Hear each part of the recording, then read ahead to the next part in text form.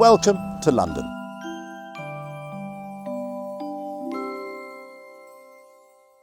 Welcome to the History Lore channel. Now today I'm talking about something else that's close to my heart. Not only do I show people around London when we're allowed to, out of lockdown, but my other profession is I'm also an actor and a writer, sometimes director. So today we're going to be looking at theatrical superstitions and the history behind them. Most people know that there are lots and lots of superstitions in acting, and actors, I myself included, are very superstitious people. So I'm going to go through 7 of them today, of the most famous superstitions. And the first one is, you should never ever say good luck to an actor. You should always say break a leg. But why? Well, there are 3 possible reasons for this. The first one is the old musical or vaudeville reason. Back in the days, producers would actually engage more acts than they actually needed, just in case something happened to one of the acts on stage, or one of the acts didn't turn up, so they could actually put the standby act in. Trouble was, if you were one of these understudy acts, you didn't get paid until you set foot on stage. So breaking a leg meant you actually passed the leg, which was the curtains at the side of the stage. So if you broke the leg, went on stage, you actually got paid. So that's the variety and vaudeville version of it. There are 2 theatrical versions of break a leg. One, again, it goes to a sort of curtain. Back in the old days when curtains were made of wood, to bounce them off the stage, you had to literally bounce them. You had to push them down and bounce them off the stage. So if you did really well in your performance and you took many curtain calls, the legs of the curtains would bounce up and down and they would split at the bottom. You would break a leg. And the second theatrical reason goes back to the Elizabethan theatre and Shakespeare's times. People would throw money onto the stage if they enjoyed the performance, and the actors would bend down to pick up the money. They would kneel down, therefore the line of their leg would break. They would break their leg. The second superstition is that you should never whistle backstage. If you whistle backstage, that's bad luck indeed. But that comes down to health and safety. Back in the Victorian times and just before in the Georgian times, you would employ sailors. They were used to working with ropes. They were the experts at it. And their instructions were all given by certain whistles. So if you whistled backstage, you were in danger of some scenery being dropped on you or somebody else. So it was a health and safety thing. You didn't whistle on stage. Simple as that. But us theatricals now take it that you shouldn't whistle anywhere backstage, and that includes dressing rooms. If you whistle in a dressing room and you're sharing it with someone else, you have to go outside, turn around 3 times, knock on the door and be invited back in. It's happened to me once. Now, the third superstition is that you should never have a real mirror on stage.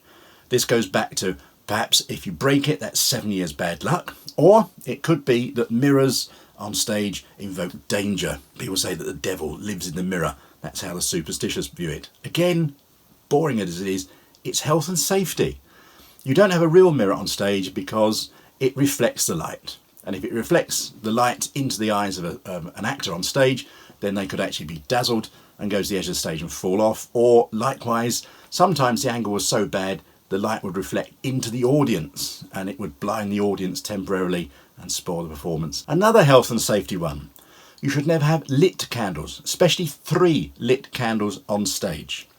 And this goes back long before electricity, when everything was candlelit in the theatres, and lots of theatres burnt down. They do say, and the superstition is very old, but they do say that if you're the person stood by the 3rd candle and it's the shortest of the 3 candles, you are either going to be the next person married or the next person to die. But again, it's a health and safety thing. As again, is you should never cross on the stairs. That's a very old theatrical tradition.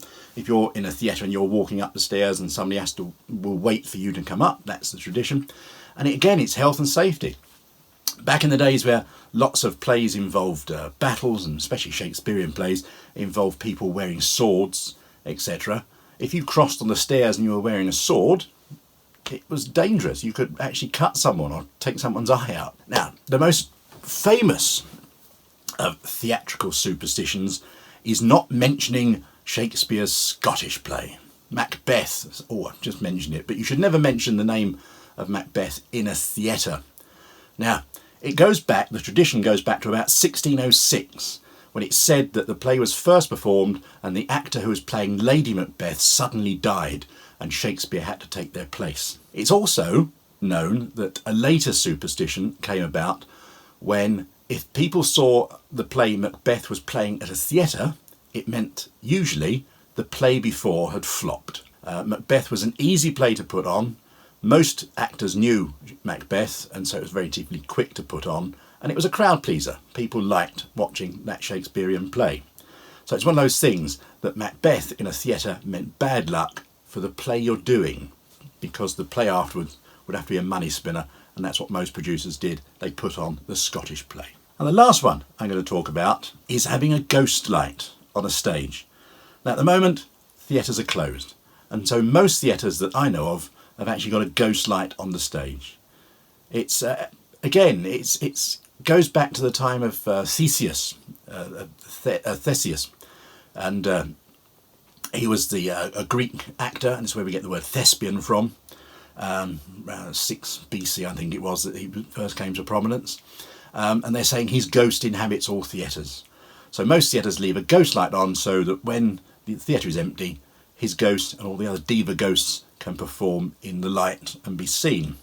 Again, boring I'm afraid, it's health and safety. You leave one light on the stage so you can see the hazards that are there. The orchestra pit, the trapdoors and the edge of the stage, so you don't fall off. Now it may be that all these diva ghosts want to perform, and that's why one night a week is usually empty in most theatres. That's a tradition, but unfortunately the ghost light is health and safety. Well, I hope you've enjoyed this short video today. If you have, please give it a like. If you like the channel, please subscribe, and if you want to know when we are putting more videos out, then push the notification button down there somewhere, and you'll get the notification when the next video comes out. Apart from that, stay safe. Hopefully I'll see you in London very soon, and if you do want to do one of my walking tours in the future, then please go to historylord.co.uk. Take care of yourself. Bye bye for now.